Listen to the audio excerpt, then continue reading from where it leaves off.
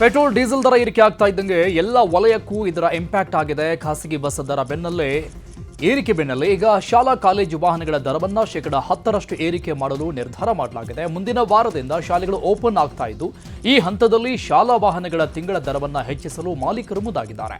ಇದರಿಂದ ಪೋಷಕರಿಗೆ ಮತ್ತಷ್ಟು ಹೊರೆಯಾಗುತ್ತೆ.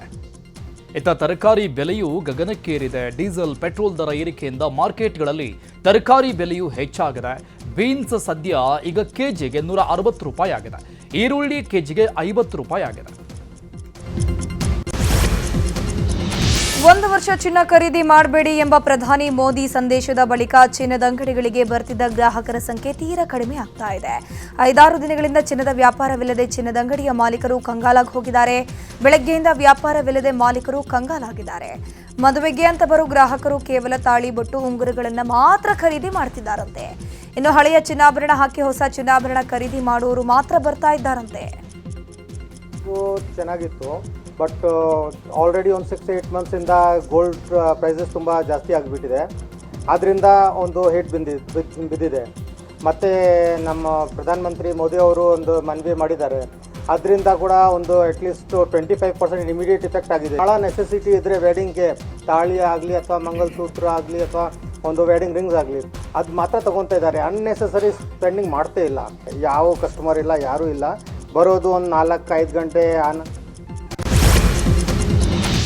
ಇಂಧನ ಮಿತವ್ಯಯಕ್ಕೆ ಪ್ರಧಾನಿ ಮೋದಿ ಕರೆ ನೀಡಿದ್ದಾರೆ. ಈ ಬೆನ್ನಲ್ಲೇ ಬಿಜೆಪಿ ರಾಜ್ಯಾಧ್ಯಕ್ಷ ವಿಜೇಂದ್ರ ಕೂಡ ಸಾರ್ವಜನಿಕ ಸಾರಿಗೆ ಬಳಸುವಂತೆ ಮನವಿ ಮಾಡಿದ್ದಾರೆ. ಇನ್ನು ಪಕ್ಷದ ಸಭೆ ನಿಮಿತ್ತ ಕೆಂಗೇರಿಗೆ ತೆರಳಬೇಕಾಗಿದ್ದ ವಿಜೇಂದ್ರ ಮೆಜೆಸ್ಟಿಕ್ನಿಂದ ಕೆಂಗೇರಿಯವರೆಗೆ ಮೆಟ್ರೋದಲ್ಲಿ ಪ್ರಯಾಣಿಸಿದ್ದಾರೆ. ಸಾಮಾನ್ಯರಂತೆ ಕ್ಯೂನಲ್ಲಿ ನಿಂತ ವಿಜೇಂದ್ರ ಮೆಟ್ರೋದಲ್ಲಿ ಪ್ರಯಾಣ ಮಾಡಿದ್ದಾರೆ. ಪೆಟ್ರೋಲ್ ಡೀಸೆಲ್ ಮಿತವ್ಯಯದ ಬಗ್ಗೆ ಪ್ರಧಾನಿ ಮೋದಿ ಕರೆ ಕೊಟ್ಟಿರುವ ವಿಚಾರಕ್ಕೆ ಕಾಂಗ್ರೆಸ್ ನಾಯಕರು ವ್ಯಂಗ್ಯವಾಡಿದರು. ಈ ಬಗ್ಗೆ ಬಿಜೆಪಿ ರಾಜ್ಯಾಧ್ಯಕ್ಷ ವಿಜೇಂದ್ರ ಪ್ರತಿಕ್ರಿಯೆ ಕೊಟ್ಟಿದ್ದು, ಪೆಟ್ರೋಲ್ ಡೀಸೆಲ್ ಏರಿಕೆಗೆ ಪ್ರಧಾನಿ ರಾಜೀನಾಮೆ ಕೇಳುವ ಹಾಗಿದ್ರೆ ರಾಜ್ಯದಲ್ಲಿ ಸಿದ್ದರಾಮಯ್ಯ ಹಾಗೂ ಡಿಕೆಶಿ 2 ವರ್ಷದ ಹಿಂದೆನೇ ರಾಜೀನಾಮೆ ಕೊಡಬೇಕಾಗಿತ್ತು.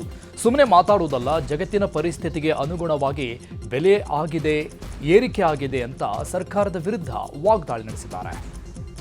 ಪೆಟ್ರೋಲ್ ಡೀಸೆಲ್ ಯಾತಕ್ಕೋಸ್ಕರ ಜಾಸ್ತಿ ಆಗ್ತದೆ ಬೆಲೆ ಗೊತ್ತಿಲ್ವಾಗದೆ ವಿರೋಧ ಪಕ್ಷದವರಿಗೆ, ಕಾಂಗ್ರೆಸ್ನವರಿಗೆ. ಪೆಟ್ರೋಲ್ ಡೀಸೆಲ್ ದರ ಜಾಸ್ತಿ ಆಗಿದೆ ಅನ್ನೋ ಕಾರಣಕ್ಕೆ ರಾಜೀನಾಮೆ ಕೊಡಬೇಕು ಅನ್ನುವ ವಾದ ಅವ್ರದ್ದಾಗಿದ್ದಿದ್ರೆ ಸಿದ್ದರಾಮಯ್ಯನವರು ಡಿ.ಕೆ. ಶಿವಕುಮಾರ್ 2 ವರ್ಷದಿಂದನೇ ರಾಜೀನಾಮೆ ಕೊಡಬೇಕಾಗಿತ್ತು. ಯಾವುದೇ ಬೆಲೆ ಏರಿಕೆ ಇಲ್ಲದೆ ಇದ್ರೂ ಸಹ ನಮ್ಮ ರಾಜ್ಯದಲ್ಲಿ ಬರೆ ಎಳೆಯುವಂಥ ಕೆಲಸ ಮಾಡಿದ್ರು. ಪೆಟ್ರೋಲ್ ಡೀಸೆಲ್ ಮೇಲೆ ತೆರಿಗೆನ ಹೆಚ್ಚುಗೊಳಿಸುವಂಥ ಕೆಲಸವನ್ನು ಕೂಡ ಮಾಡಿದರು. 4-5 ಬಾರಿ ಮಾಡಿದ್ದಾರೆ. ಹಾಗಾದ್ರೆ ಎಷ್ಟು ಸಲ ಸಿದ್ದರಾಮಯ್ಯನವರು ಯಾವ ರಾಜೀನಾಮೆ ಕೊಡಬೇಕಾಗಿತ್ತು?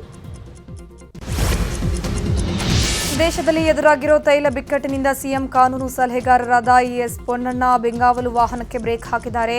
ಕಾಂಗ್ರೆಸ್ ಶಾಸಕ ಎಸ್ ಪೊನ್ನಣ್ಣ ತೈಲ ಬಿಕ್ಕಟ್ಟು ಮಾಲಿನ್ಯ ನಿಯಂತ್ರಣ ದೃಷ್ಟಿಯಿಂದ ಬೆಂಗಾವಲು ವಾಹನಗಳಿಂದ ಕಡಿತಗೊಳಿಸಿ ಅಂತ ಕೊಡಗು ಎಸ್ಪಿಗೆ ಪತ್ರವನ್ನು ಬರೆದಿದ್ದಾರೆ. ಇನ್ನು ಇಂಧನ ಮಿತವ್ಯಯ ಮೋದಿ ಕರೆಗೆ ಉಡುಪಿಯಲ್ಲಿ ಸಚಿವೆ ಲಕ್ಷ್ಮೀ ಹೆಬ್ಬಾಳ್ಕರ್ ಕೂಡ ಪ್ರತಿಕ್ರಿಯಿಸಿದ್ದಾರೆ. ಪ್ರಧಾನಮಂತ್ರಿಗಳು ಈ ದೇಶದ ಅರ್ಥವ್ಯವಸ್ಥೆಯ ಮುಖ್ಯಸ್ಥರು. ದೇಶದ ಅರ್ಥವ್ಯವಸ್ಥೆಯ ವಿಚಾರಕ್ಕೆ ಸಂಬಂಧಪಟ್ಟಂತೆ ಅದು ಹದಗೆಡುತ್ತೆ ಅಂತ ವಿಪಕ್ಷ ನಾಯಕ ರಾಹುಲ್ ಗಾಂಧಿ 6 ತಿಂಗಳ ಮೊದಲೇ ಎಚ್ಚರಿಕೆ ಕೊಟ್ಟಿದ್ರು. ಯುದ್ಧಕ್ಕೆ ಮುಂಚೆನೇ ಕರೆ ಕೊಟ್ಟಿದ್ರು, ಆದರೆ ಯಾರೂ ಕೂಡ ಗಮನ ಕೊಡಲಿಲ್ಲ ಅಂತ ಬಿಜೆಪಿಗೆ ಕೌಂಟರ್ ಕೊಟ್ಟಿದ್ದಾರೆ. ಈ ದೇಶದ ಅರ್ಥವ್ಯವಸ್ಥೆ ಮುಖ್ಯಸ್ಥರು. ಈ ದೇಶದ ಅರ್ಥವ್ಯವಸ್ಥೆ ಹದಗೆಡುತ್ತೆ ಅಂತ ಹೇಳಿ ನಮ್ಮ LOP ನಾಯಕರಾದಂಥ ರಾಹುಲ್ ಗಾಂಧಿಯವರು 5-6 ತಿಂಗಳ ಹಿಂದೆಯೇ ಎಚ್ಚರಿಕೆಯನ್ನು ಕೊಟ್ಟಿದ್ದರು. ದೇಶದ ಅರ್ಥವ್ಯವಸ್ಥೆ ಮೇಲೆ ಅನಾನುಕೂಲವಾದಂಥ ಪರಿಣಾಮ ಬೀರುತ್ತೆ, ಈಗಲೇ ಸುಧಾರಿಸ್ಕೊಳ್ಳಿ, ಇನ್ನೂ ಟೈಮ್ ಇದೆ ಅಂತ ಹೇಳಿ ಯುದ್ಧ ಶುರು ಆಗೋಕ್ಕಿಂತ ಮುಂಚೆನೇ ಕರೆ ಕೊಟ್ಟಿದ್ದರು. ಆದರೆ ಅದಕ್ಕೆ ಯಾವುದೂ ಗಮನ ಕೊಡದೆ ಪಾಲಿಟಿಕ್ಸ್ನಲ್ಲಿ ತಲ್ಲಣ ಆದರು. ಈಗ ನಮ್ಮ ದೇಶದ ಪ್ರಧಾನಮಂತ್ರಿಗಳು ಕರೆ ಕೊಟ್ಟಿದ್ದಾರೆ. ಎಸ್, ಅಫ್ಕೋರ್ಸ್ ಎಲ್ಲನೂ ಕೂಡ ನಮ್ಮ ಇತಿಮಿತಿಯಲ್ಲೇ ನಾವು ದೇಶಕ್ಕೋಸ್ಕರ ಇತಿಮಿತಿಯಲ್ಲೇ ಬಳಸೋಣ. ಬಟ್ ಇದಕ್ಕೆ ಕಾರಣೀಭೂತರು ಯಾರು? ಯಾಕೆ ಈ ಪರಿಸ್ಥಿತಿ ನಮ್ಮ ದೇಶಕ್ಕೆ ಬಂತು? ಒಂದ್ ಕಡೆ ಬೆಲೆ ಏರಿಕೆ, ಇನ್ನೊಂದೆಡೆ ಸಮರ್ಪಕವಾಗಿ ಪೆಟ್ರೋಲ್ ಸಿಗ್ತಾ ಇಲ್ಲ. ಯುದ್ಧದ ಎಫೆಕ್ಟ್ನಿಂದ ತೈಲ ಪೂರೈಕೆ ವ್ಯತ್ಯಯವಾಗ್ತಾ ಇದ್ದು ಗ್ರಾಹಕರಿಗೆ ಪೆಟ್ರೋಲ್ ಡೀಸೆಲ್ ಬೆಲೆ ಏರಿಕೆ ಬಿಸಿ ತಡ್ತಾ ಇದೆ. ಗದಗದಲ್ಲಿ ಪೆಟ್ರೋಲ್ ಅಭಾವದಿಂದ ವಾಹನ ಸವಾರರು ಪರದಾಡ್ತಾ ಇದ್ದಾರೆ. ನಗರದ ಮುಳುಗುಂದ HP ಪೆಟ್ರೋಲ್ ಬಂಕ್ನಲ್ಲಿ ನಿನ್ನೆ ಮಧ್ಯಾಹ್ನದಿಂದ ಪೆಟ್ರೋಲ್ ಸಿಗದೆ ಸವಾರರು ವಾಪಸ್ ಆಗ್ತಾ ಇದ್ದು ಬಂಕ್ನಲ್ಲಿ ನೋ ಸ್ಟಾಕ್ ಬೋರ್ಡ್ ಹಾಕಲಾಗಿದೆ. ಇವತ್ತು ಸಾಯಂಕಾಲ ಇಲ್ಲ ನಾಳೆ ಬೆಳಿಗ್ಗೆ ಬರ್ತೀವಿ ತಂದಾರ ಈ ಮಾಲಕರು. ನೋಡ್ಬೇಕು ಸರ್, ಅಂದ್ರೆ ಲೋಡ್ ಕಳಿಸೋದು ಒಂದು ಸ್ವಲ್ಪ ಹೆಚ್ಚು ಕಮ್ಮಿ ಆಗತ್ತೆ ಸರ್. ಸ್ಟಾಕ್ ಏನಾರು ಕಡಿಮೆ ಇರ್ಬೋದು ಸರ್ ನಮ್ಗೆ. ಹಾಂ ಸರ್, ಅಂದ್ರೆ ಪ್ರಾಬ್ಲಮ್. ಇತ್ತ ಚಿಕ್ಕಬಳ್ಳಾಪುರದಲ್ಲೂ ಬೆಲೆ ಏರಿಕೆಯಿಂದ ರೈತರಿಗೆ ಸಂಕಷ್ಟಕ್ಕೆ ಸಿಲುಕುವಂತಹ ಪರಿಸ್ಥಿತಿ ನಿರ್ಮಾಣ ಆಗಿದೆ. ಹೊಲಗದ್ದೆಗಳಲ್ಲಿ ಕೆಲಸ ಮಾಡಲಾಗದೆ ತೊಂದರೆ ಅನುಭವಿಸ್ತಾ ಇದ್ದಾರೆ. ಟ್ರ್ಯಾಕ್ಟರ್ನಲ್ಲಿ ಉಳುಮೆ ಮಾಡಲು ಬೆಲೆ ಏರಿಕೆಯಾಗಿದೆ. ಬೆಲೆ ಏರಿಕೆಯಿಂದ ಎಲ್ಲ ಬೆಲೆಗಳು ಜಾಸ್ತಿ ಆಗುತ್ತವೆ. ಹೂವಿನ ಮಾರುಕಟ್ಟೆಯಲ್ಲಿ 2 ಬಾರಿ ಬೈಕ್ನಲ್ಲಿ ಹೋದರೆ ಖರ್ಚು ಜಾಸ್ತಿ ಆಗುತ್ತೆ. ಬೆಲೆ ಏರಿಕೆ ಕಡಿಮೆ ಮಾಡಿದರೆ ರೈತರಿಗೂ ಅನುಕೂಲವಾಗುತ್ತೆ ಅಂತ ರೈತರು ಮನವಿ ಮಾಡಿದ್ದಾರೆ. ಪೆಟ್ರೋಲ್ ಡೀಸೆಲ್ ಬೆಲೆ ಹೆಚ್ಚಳ ಖಂಡಿಸಿ ಹುಬ್ಬಳ್ಳಿಯಲ್ಲಿ ಕಾಂಗ್ರೆಸ್ ಪ್ರತಿಭಟಿಸಿದೆ. ಜಿಲ್ಲಾ ಕಾಂಗ್ರೆಸ್ ಕಚೇರಿಯಿಂದ ತಹಶೀಲ್ದಾರ್ ಕಚೇರಿಯವರೆಗೆ ಮೆರವಣಿಗೆ ನಡೆಸಿ ಆಕ್ರೋಶ ಹೊರಹಾಕಿದ್ದಾರೆ. ಗೃಹ ಸಚಿವ ಪರಮೇಶ್ವರ್ ಡಿಸಿಎಂ ಡಿಕೆ ಶಿವಕುಮಾರ್ ಮನೆಗೆ ಭೇಟಿ ನೀಡಿದ್ರು. ಈ ವೇಳೆ ತುಮಕೂರಿನಲ್ಲಿ ಮೇ 19ರಂದು ಹಮ್ಮಿಕೊಂಡಿರುವಂತಹ ಸಾಧನಾ ಸಮಾವೇಶಕ್ಕೆ ಆಹ್ವಾನ ನೀಡಿದ್ರು. ಈ ವೇಳೆ ಸಾಧನಾ ಸಮಾವೇಶಕ್ಕೆ ಸಾರಿಗೆ ನೌಕರರ ಹೋರಾಟದ ಎಚ್ಚರಿಕೆ ಬಗ್ಗೆಯೂ ಚರ್ಚೆ ನಡೆಸಲಾಗಿದೆ. ಈ ವೇಳೆ ತುಮಕೂರು ಡಿಸಿ ಹಾಗೂ ಎಸ್ಪಿ ಕೂಡ ಉಪಸ್ಥಿತರಿದ್ದರು. ಇನ್ನು ಬಸ್ ಸಂಚಾರ ಇಲ್ಲದಿದ್ದರೆ ಜನರನ್ನ ಸೇರಿಸೋದು ಕಷ್ಟ, ಅದಕ್ಕಾಗಿ ಕಾರ್ಯಕ್ರಮ ಮುಂದೂಡಿಕೆ ಮಾಡಬೇಕಾ ಬೇಡವಾ ಅನ್ನೋದ್ರ ಬಗ್ಗೆ ಚರ್ಚೆ ಕೂಡ ನಡೆಸಲಾಗಿದೆ. ಕಾಂಗ್ರೆಸ್ ಸರ್ಕಾರದ ಸಾಧನಾ ಸಮಾವೇಶಕ್ಕೆ ಪರಿಷತ್ನ ವಿಪಕ್ಷ ನಾಯಕ ಛಲವಾದಿ ನಾರಾಯಣಸ್ವಾಮಿ ಕಿಡಿಕಾರಿದ್ದಾರೆ. ಚಿಕ್ಕಮಗಳೂರಿನಲ್ಲಿ ಮಾತನಾಡಿರುವ ಛಲವಾದಿ, ಕಾಂಗ್ರೆಸ್ ಒಂಥರ ಜಿಗಣೆ ಇದ್ದಂಗೆ, ಇದು ಜಿಗಣಿ ಸರ್ಕಾರ. ಸಿದ್ದರಾಮಯ್ಯ ಸಿಎಂ ಆದ ದಿನದಿಂದ ಹೋಗ್ತಾರೆ ಅಂತಾನೆ ಇದ್ದಾರೆ, ಇನ್ಯಾರೋ ಬರ್ತಾರೆ ಅಂತಾನೆ ಇದ್ದಾರೆ ಅಂತ ಕುಟುಕಿದ್ರು. ಮುಖ್ಯಮಂತ್ರಿ ಆದ ದಿವಸದಿಂದ ಹೋಗ್ತಾರೆ ಅಂತಾನೆ ಇದ್ದಾರೆ, ಇನ್ಯಾರೋ ಬರ್ತಾರೆ ಅಂತಾನೆ ಇದ್ದಾರೆ. ಆದ್ರೂ ನಡೀತಾ ಇದೆ. ಡೇಟ್ಗಳು ಹೆಂಗ್ ಕೊಡ್ತಾರೆ ಅಂದ್ರೆ 1ನೇ ತಾರೀಕು, 2ನೇ ತಾರೀಕು, 3ನೇ ತಾರೀಕು ಅನ್ಕೊಂಡು ತಿಂಗಳಲ್ಲಿರುವ 31 ಡೇಟ್ಗಳು ಮುಗಿದೋಗಿದೆ. ಏನ್ ಮಾಡ್ಯವ್ರಿ ಅಂತೇಳಿ ಜನರಿಗೆ ಮಾಡಿದ ಅನ್ಯಾಯಕ್ಕೆ ಸಾಧನೆಯ, ಮೋಸದ ಸಾಧನೆಯ, ಇಲ್ಲ ಅಂತಂದ್ರೆ ಅಭಿವೃದ್ಧಿ ಮಾಡಲೇ ಇಲ್ಲ. ಅಭಿವೃದ್ಧಿ ಶೂನ್ಯರು, ಅಧಿಕಾರವೂ ಬೇಕು, ಅಭಿವೃದ್ಧಿ ಬೇಡ ಅನ್ನೋದು ಎಷ್ಟು ಸರಿ? ಕಾಂಗ್ರೆಸ್ಸು ಕೇವಲ ಒಂಥರ ಜಿಗಣೆ ಇದೆಯಲ್ಲ ನಿಮ್ಮ ಕಡೆ, ನಮ್ಮ ಕಡೆ ಇಲ್ಲ. ಅದು ಸಿದ್ದರಾಮಯ್ಯನವರ ಸರ್ಕಾರ. ತುಮಕೂರು ಸಾಧನಾ ಸಮಾವೇಶದ ಬಗ್ಗೆ ವಿಧಾನಸೌಧದ ಬಳಿ ಕಾರ್ಮಿಕ ಸಚಿವ ಸಂತೋಷ್ ಲಾಡ್ ಪ್ರತಿಕ್ರಿಯಿಸಿದ್ದಾರೆ. ತುಮಕೂರು ಸಾಧನಾ ಸಮಾವೇಶ ಬಳಿಕ ಅದೃಷ್ಟ ಯಾರಿಗೆ ಬರುತ್ತೆ ಅಂತ ಕಾದು ನೋಡಬೇಕು, ಅದು ನನಗೆ ಗೊತ್ತಿಲ್ಲ. ಖಂಡಿತವಾಗಿ ಬದಲಾವಣೆಗಳು ಆಗುತ್ತೆ ಅನ್ನೋ ಸಾಧ್ಯತೆ ಕಂಡು ಬರ್ತಾ ಇದೆ. ಏನೇ ಬದಲಾವಣೆಗಳಿದ್ರೂ ನಮ್ಮ ಹೈಕಮಾಂಡ್ ಹಾಗೂ ಸಿಎಂ ಸಿದ್ದರಾಮಯ್ಯನವರಿಗೆ ಬಿಟ್ಟ ವಿಚಾರ. ಪುನಾರಚನೆ ಆಗುವ ಸಾಧ್ಯತೆ ಮೇಲ್ನೋಟಕ್ಕೆ ಕಂಡು ಬರ್ತಾ ಇದೆ ಅಂತ ಸಂಪುಟ ಬದಲಾಗುವ ಬಗ್ಗೆ ಸುಳಿವು ಕೊಟ್ಟಿದ್ದಾರೆ. ಇನ್ನು ಸಿಎಂ ಸಿದ್ದರಾಮಯ್ಯರೇ ಮುಂದಿನ 2 ವರ್ಷಗಳ ಕಾಲ ಸಿಎಂ ಆಗಿ ಮುಂದುವರಿಯಲಿದ್ದಾರೆ ಅಂತ ಶಾಸಕ ಬಸವರಾಜ ರಾಯರೆಡ್ಡಿ ಹೇಳಿದ್ದಾರೆ. ಇದು ನನ್ನ ನಂಬಿಕೆ. ಪಕ್ಷದ ವರಿಷ್ಠರು ಬದಲಾವಣೆ ಮಾಡಬೇಕು ಅಂದ್ರೆ ಶಾಸಕರ ಸಭೆ ಕರೆಯಬೇಕು, ಆದರೆ ಪರಿಸ್ಥಿತಿ ಉದ್ಭವಿಸಿಲ್ಲ ಅಂತ ರಾಯರೆಡ್ಡಿ ಹೇಳಿದ್ದಾರೆ.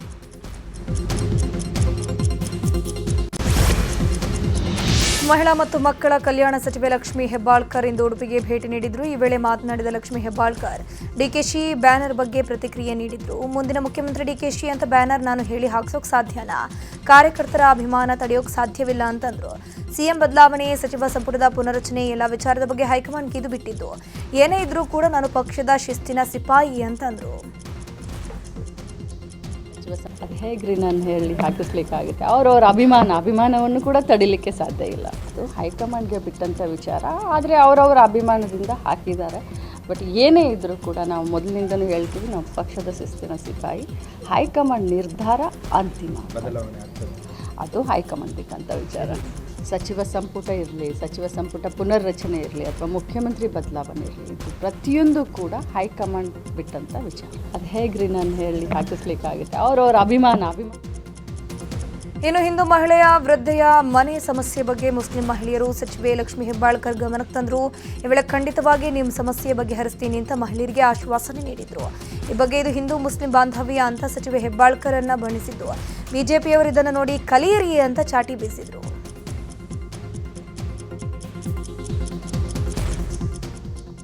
ಉಡುಪಿ ಜಿಲ್ಲಾಧಿಕಾರಿಗಳ ಕಚೇರಿ ಮುಂದೆ ಬಿಜೆಪಿ ಉಗ್ರ ಪ್ರತಿಭಟನೆ ಮಾಡಿದ್ದಾರೆ. ಉಡುಪಿಯ ಜಿಲ್ಲಾ ಉಸ್ತುವಾರಿ ಸಚಿವೆ ಲಕ್ಷ್ಮೀ ಹೆಬ್ಬಾಳ್ಕರ್ ವಿರುದ್ಧ ಜಿಲ್ಲಾ ಬಿಜೆಪಿಯ ಯುವ ಮೋರ್ಚಾ ವತಿಯಿಂದ ಪ್ರತಿಭಟನೆ ಮಾಡಿ ಲಕ್ಷ್ಮೀ ಹೆಬ್ಬಾಳ್ಕರ್ ಗೋ ಬ್ಯಾಕ್ ಅಂತ ಘೋಷಣೆ ಕೂಗಿ ತಮ್ಮ ಆಕ್ರೋಶವನ್ನು ವ್ಯಕ್ತಪಡಿಸಿದರು.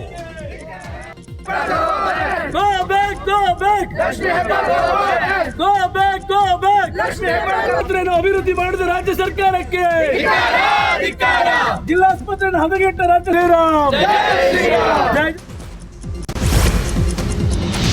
ಬಾಗಲಕೋಟೆ ಅಂಗನವಾಡಿ ಕಾರ್ಯಕರ್ತರಿಂದ 1,000 ವಸೂಲಿ ವಿಚಾರಕ್ಕೆ ಮಹಿಳಾ ಮತ್ತು ಮಕ್ಕಳ ಕಲ್ಯಾಣ ಸಚಿವೆ ಲಕ್ಷ್ಮೀ ಹೆಬ್ಬಾಳ್ಕರ್ ಮಾತನಾಡಿದ್ದಾರೆ. ಅಂಗನವಾಡಿಯಿಂದ ಯಾವುದೇ ಹಣ ಕಲೆಕ್ಟ್ ಮಾಡಿಲ್ಲ. ಒಂದು ವೇಳೆ ಹಾಗಾಗಿದ್ರೆ ಖಂಡಿತ ಪ್ರಕರಣ ದಾಖಲಿಸುತ್ತೇವೆ. ಬ್ಯಾನರ್ಗೆ 1,000 ಪಡೆದಿದ್ದಾರೆ ಅಂತ ಹೇಳಲಾಗಿತ್ತು. ಬ್ಯಾನರ್ಗೆ ಯಾವುದೇ ಹಣ ಪಡೆದಿಲ್ಲ. ಅಡ್ಮಿನ್ ಕಾಸ್ಟ್ನಿಂದ ಸರಿದೂಗಿಸಿದ್ದೇವೆ. ಅಗತ್ಯ ಬಿದ್ದರೆ ಖಂಡಿತವಾಗಿ ತನಿಖೆ ಮಾಡ್ತೀವಿ. ತಪ್ಪಿತಸ್ಥರ ವಿರುದ್ಧ ಕ್ರಮ ತೆಗೆದುಕೊಳ್ತೀವಿ ಅಂತ ಹೇಳಿತ್ತು. ಇನ್ನು ಈ ಬಗ್ಗೆ ಬೆಳಿಗ್ಗೆ ಅಷ್ಟೇ ನ್ಯೂಸ್ 18 ವರದಿ ಪ್ರಸಾರ ಮಾಡಿತ್ತು. ಖಂಡಿತವಾಗ್ಲೂ ಇಲ್ಲ. ಆ ರೀತಿ ಯಾರಾದರೂ ಅಂಗನವಾಡಿಯಿಂದ ಹಣವನ್ನು ಕಲೆಕ್ಟ್ ಮಾಡಿದ್ರೆ ಖಂಡಿತವಾಗ್ಲೂ ಅಂಥವ್ರ ಮೇಲೆ ಕೇಸ್ ಹಾಕ್ತೀವಿ. ಬಟ್ ಒಂದು ಮಾತನ್ನು ಹೇಳಲಿಕ್ಕೆ ಬಯಸ್ತೇನೆ, ಏನು ಬ್ಯಾನರ್ ಅಂತ ನನ್ನ ಫೋನ್ ಹೊತ್ತಲ್ಲಿ ತಗೊಂಡಿದ್ರು, ನಾನು ಮಾತಾಡೋಷ್ಟಿಗೆ ಕಟ್ಟಾಯಿತು. ಬ್ಯಾನರ್ಗೆ 1,000 ರೂಪಾಯಿ ಅಂತ ಹೇಳ್ತಾ ಇದ್ರೆ ಖಂಡಿತವಾಗ್ಲೂ ನಾವು ಯಾವ ಅಂಗನವಾಡಿಯಿಂದನೂ ಹಣ ನಾವು ತೆಗೆದುಕೊಂಡಿಲ್ಲ. ನಾವು ಇದು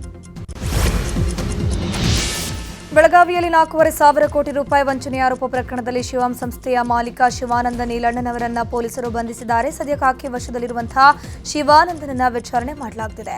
ಜೊತೆಗೆ ಇಂದು ಶಿವಂ ಅಸೋಸಿಯೇಟ್ ಕಚೇರಿಗೆ ಕರೆತಂದ ಪೊಲೀಸರು ಸ್ಥಳ ಮಹಜರು ನಡೆಸಿದರು. ಕಚೇರಿಯಲ್ಲಿದ್ದ ಹಣಕಾಸು ವ್ಯವಹಾರಗಳ ದಾಖಲೆಗಳು, ಹೂಡಿಕೆ ವಿವರಗಳನ್ನು ಪರಿಶೀಲನೆ ಮಾಡಿದ್ದಾರೆ. ಇನ್ನು ಶಿವಾನಂದನ ಕಚೇರಿಯಲ್ಲಿ ಬಾಂಡ್ ಪೇಪರ್ ಮತ್ತು ಚೆಕ್ ಪತ್ತೆಯಾಗಿದೆ. ಹೊಸದಾಗಿ ಹೂಡಿಕೆ ಮಾಡೋರಿಗೆ ಸಹಿ ಮಾಡಿ ರೆಡಿ ಇಟ್ಟಿದ್ದ ಚೆಕ್ ಮತ್ತು ಬಾಂಡ್ ಅನ್ನು ಪೊಲೀಸರು ವಶಪಡಿಸಿಕೊಂಡಿದ್ದು ತನಿಖೆ ಮುಂದುವರಿಸಲಾಗಿದೆ.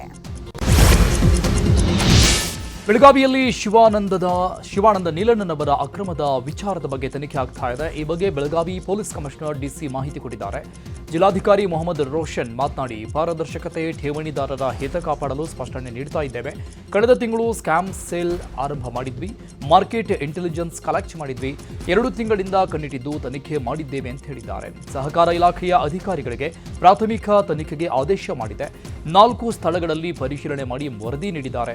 ಶಿವಂ ಅಸೋಸಿಯೇಟ್ ಹೆಚ್ಚಿನ ಬಡ್ಡಿ ಆಸೆ ನೀಡಿ ಹಣ ಸಂಗ್ರಹಿಸಿದೆ ಅಂತ ತಿಳಿಸಿದರು. ಇನ್ನು ಇದೇ ವಿಚಾರಕ್ಕೆ ಬೆಳಗಾವಿ ಪೊಲೀಸ್ ಕಮಿಷನರ್ ಭೂಷಣ್ ಬೊರಸೆ ಕೂಡ ಮಾಹಿತಿ ಕೊಟ್ಟಿದ್ದಾರೆ.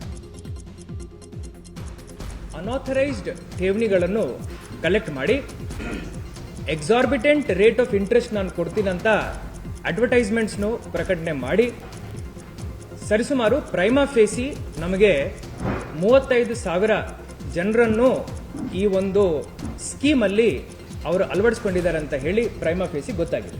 ಪ್ರಿಲಿಮಿನರಿ ಈ ಮನುಷ್ಯ ಈ ಶಿವಾನಂದ ನೀಲಣ್ಣ ಅವರು ಇವನು ಉಡುಪಿ ಜಿಲ್ಲೆನಲ್ಲಿ ಒಂದು ಭಾಷಣದಲ್ಲಿ ನನ್ನ ಹತ್ರ 15,000 ಗನ್ ಇದೆ, ಜನ 10 ಲಕ್ಷ ಕೋಟಿ ಕೊಡೋಕ್ಕೆ ನನಗೆ ಲೈನಲ್ಲಿ ನಿಂತಿದ್ದಾರೆ.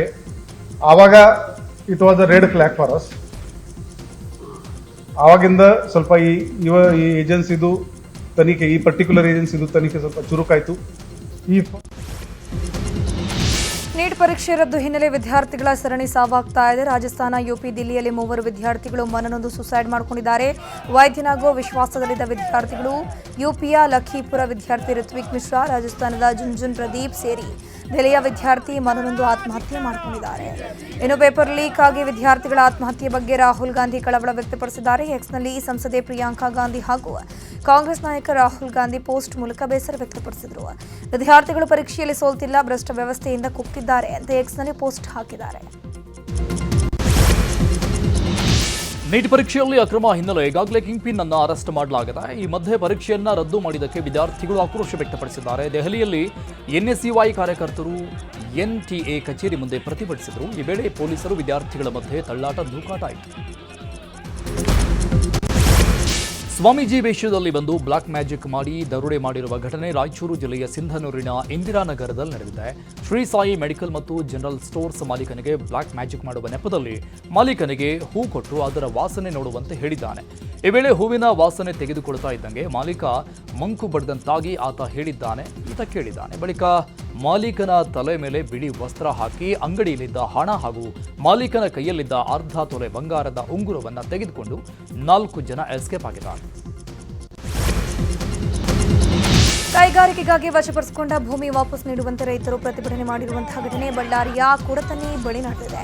ಭೂಮಿ ವಾಪಸ್ಗಾಗಿ 10 ಎತ್ತಿನ ಬಂಡಿಗಳ ಮೂಲಕ ರೈತರು ಪ್ರತಿಭಟನೆಗಿಳಿದಿದ್ದಾರೆ. ಈ ವೇಳೆ ರೈತರು ಜಮೀನುಗಳಿಗೆ ಹೋಗೋಕೆ ಯತ್ನಿಸಿದರು. ಆದರೆ ಪೊಲೀಸರು ರೈತರನ್ನು ತಡೆದಿದ್ದು ನೂಕಾಟ ತಳ್ಳಾಟ ಆಯಿತು. ಇದೇ ವೇಳೆ ಪ್ರತಿಭಟನಾಕಾರರನ್ನು ಪೊಲೀಸರು ವಶಕ್ಕೆ ಪಡ್ಕೊಂಡಿದ್ದಾರೆ. ಚಿತ್ರದುರ್ಗ ಜಿಲ್ಲೆಯ ಹಲವೆಡೆ ತಡರಾತ್ರಿ ಸುರಿದ ಮಳೆಗೆ ನಾನಾ ಅವಾಂತರಗಳಾಗಿದೆ. ಚಳ್ಳಕೆರೆ ತಾಲೂಕಿನ ನಾಯಕನಹಟ್ಟಿ ಗಜ್ಜುಗನಹಳ್ಳಿ ಗ್ರಾಮದಲ್ಲಿ ಬಿರುಗಾಳಿಗೆ ತಗಡಿನ ಶೀಟ್ಗಳು ಹಾರಿ ಹೋಗಿದ್ದಾವೆ. ಮಲ್ಲಮ್ಮ ಅನ್ನೂರಿಗೆ ಸೇರಿದ ಮನೆಗೆ ಹಾಕಿದ ಶೀಟ್ ಹಾರಿಹೋಗಿದೆ. ಇನ್ನು ಗುಡುಗು ಸಹಿತ ಭಾರಿ ಮಳೆಗೆ ಗ್ರಾಮದ ಹಲವೆಡೆ ವಿದ್ಯುತ್ ಕಂಬಗಳು ಧರೆಗುರುಳಿದ್ದಾವೆ. ಇನ್ನು ಬೇಡರೆಡ್ಡಿಹಳ್ಳಿ ಗ್ರಾಮದಲ್ಲಿ ರಸ್ತೆಯ ಮೇಲೆ ಚರಂಡಿ ನೀರು ನಿಂತು ಜನ ಓಡಾಡಲು ಪರದಾಡಿದ್ದಾರೆ. ಬೆಂಗಳೂರಿನ ವಿದ್ಯಾರಣ್ಯಪುರದಿಂದ ಇಬ್ಬರು ವಿದ್ಯಾರ್ಥಿನಿಯರು ನಾಪತ್ತೆಯಾಗಿ 3.5 ತಿಂಗಳಾದರೂ ಇನ್ನೂ ಕೂಡ ಸುಳಿವು ಸಿಕ್ಕಿಲ್ಲ. ತನಿಷ್ಕಾ ತೇಜಸ್ವಿನಿ 3.5 ತಿಂಗಳಿಂದ ನಾಪತ್ತೆಯಾಗಿದ್ದಾರೆ. ಸಿಐಡಿಗೆ ಕೇಸ್ ವರ್ಗಾವಣೆ ಬಳಿಕ 20 ದಿನಗಳಿಂದ ವಿಚಾರಣೆ ಆಗ್ತಾನೇ ಇದೆ. ಆದ್ರೀಗ ಪ್ರಾಥಮಿಕ ಹಂತದಲ್ಲಿ ತನಿಖೆ ಸರಿಯಾಗಿ ಮಾಡಿಲ್ಲ ಅಂತ ಸಿಐಡಿ ತಂಡ ಹೇಳಿದೆ.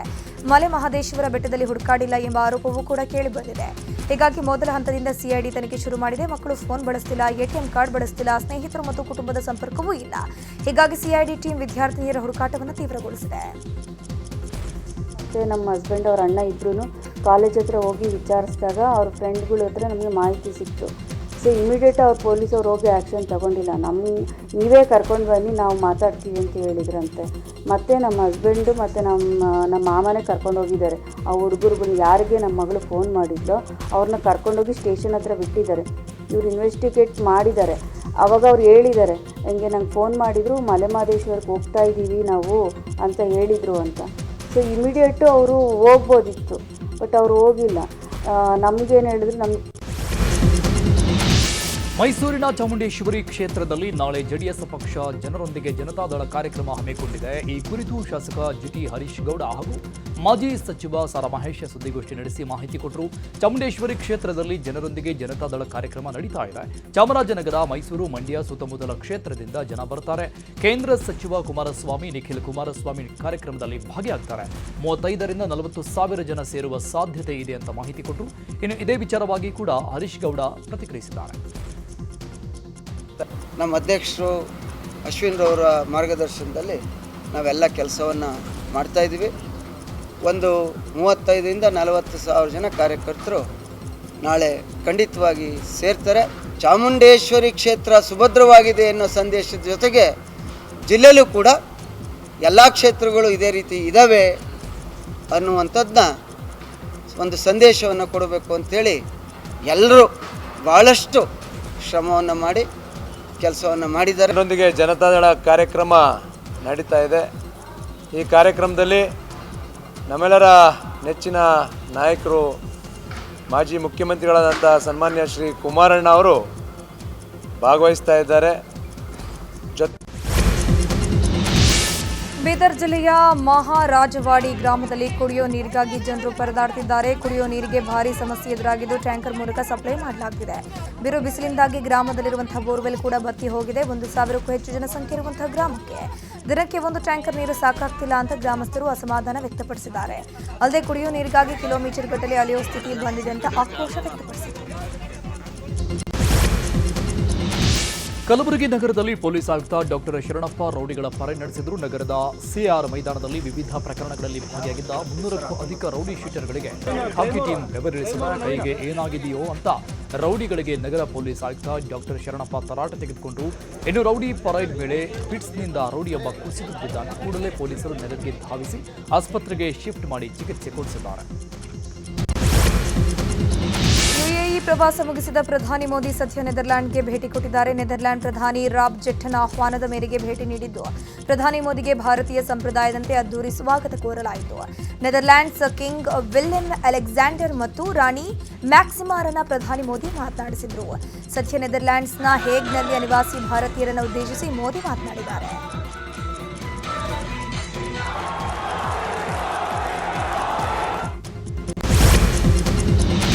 ಉದ್ಯಮಿ ರಾಬರ್ಟ್ ವಾದ್ರಾಗೆ ಬಿಗ್ ರಿಲೀಫ್ ಸಿಕ್ಕಿದೆ. ದೆಹಲಿ ರೋಸ್ ಅವೆನ್ಯೂ ಕೋರ್ಟ್ನಿಂದ ರಾಬರ್ಟ್ ವಾದ್ರಾಗೆ ಜಾಮೀನು ಮಂಜೂರಾಗಿದೆ. ಹರಿಯಾಣದ ಶಿಕೋಪುರ ಭೂ ವ್ಯವಹಾರಕ್ಕೆ ಸಂಬಂಧಪಟ್ಟಂಗೆ ಅಕ್ರಮ ಹಣ ವರ್ಗಾವಣೆ ಪ್ರಕರಣದಲ್ಲಿ ಜಾಮೀನು ಕೋರಿ ರೋಸ್ ಅವೆನ್ಯೂ ಕೋರ್ಟ್ನಲ್ಲಿ ರಾಬರ್ಟ್ ವಾದ್ರಾ ಅರ್ಜಿ ಸಲ್ಲಿಸಿದರು. ಅರ್ಜಿ ವಿಚಾರಣೆ ನಡೆಸಿದ ಕೋರ್ಟ್ ರಾಬರ್ಟ್ ವಾದ್ರಾಗೆ 50,000 ರೂಪಾಯಿ ವೈಯಕ್ತಿಕ ಬಾಂಡ್ ಮತ್ತು ಅಷ್ಟೇ ಮೊತ್ತದ ಒಬ್ಬರ ಶ್ಯೂರಿಟಿಯ ಮೇಲೆ ಜಾಮೀನು ಮಂಜೂರಾಗಿದೆ. ಇಂದು ಶನಿ ಜಯಂತಿ ಹಿನ್ನೆಲೆ ಮೈಸೂರಿನ ಶನೇಶ್ವರ ದೇಗುಲಗಳಲ್ಲಿ ವಿಶೇಷ ಪೂಜೆ ನೆರವೇರಿಸಲಾಗ್ತಾ ಇದೆ. ಕುವೆಂಪು ನಗರದ ಶನೇಶ್ವರ ಸ್ವಾಮಿ ದೇಗುಲದಲ್ಲಿ ದೇವರಿಗೆ ವಿಶೇಷ ಪೂಜೆ ಸಲ್ಲಿಸಲಾಗ್ತಾ ಇದ್ದು ಭಕ್ತರು ಸರತಿ ಸಾಲಲ್ಲಿ ನಿಂತು ದೇವರ ದರ್ಶನ ಪಡಿತಾ ಇದ್ದಾರೆ. ಇನ್ನು ದೇಗುಲಕ್ಕೆ ಬಂದ ಭಕ್ತರಿಗೆ ಪ್ರಸಾದ ವ್ಯವಸ್ಥೆ ಮಾಡಲಾಗಿದೆ. ಇನ್ನು ಧಾರವಾಡದಲ್ಲೂ ಶನೇಶ್ವರ ದೇಗುಲದಲ್ಲಿ ವಿಶೇಷ ಪೂಜೆ ಮಾಡಲಾಗಿದೆ. ನಗರದ ಸೋಮೇಶ್ವರ ದೇಗುಲದ ಆವರಣದಲ್ಲಿ ದೇವರಿಗೆ ವಿಶೇಷ ಪೂಜೆ ಸಲ್ಲಿಸಲಾಗಿದೆ. ದೇಗುಲಕ್ಕೆ ಭಕ್ತರು ಆಗಮಿಸಿ ಎಳ್ಳು ದೀಪ ಹಚ್ಚಿ ಶನಿದೇವರ ಪ್ರಾರ್ಥನೆ ಸಲ್ಲಿಸಿದ್ದಾರೆ. ಉಡುಪಿಯಲ್ಲಿ ಶನಿದೇವರ ದೇವಸ್ಥಾನಕ್ಕೆ ಸಚಿವೆ ಲಕ್ಷ್ಮೀ ಹೆಬ್ಬಾಳ್ಕರ್ ಭೇಟಿ ಕೊಟ್ಟು ದೇವರ ದರ್ಶನ ಪಡೆದರು. ನಗರದ ಬನ್ನಂಜಿಯಲ್ಲಿರುವ 23 ಅಡಿ ಎತ್ತರದ ಶನಿದೇವರ ವಿಗ್ರಹಕ್ಕೆ ಎಳ್ಳೆಣ್ಣೆ ಅಭಿಷೇಕ ಮಾಡಿದ್ದಾರೆ.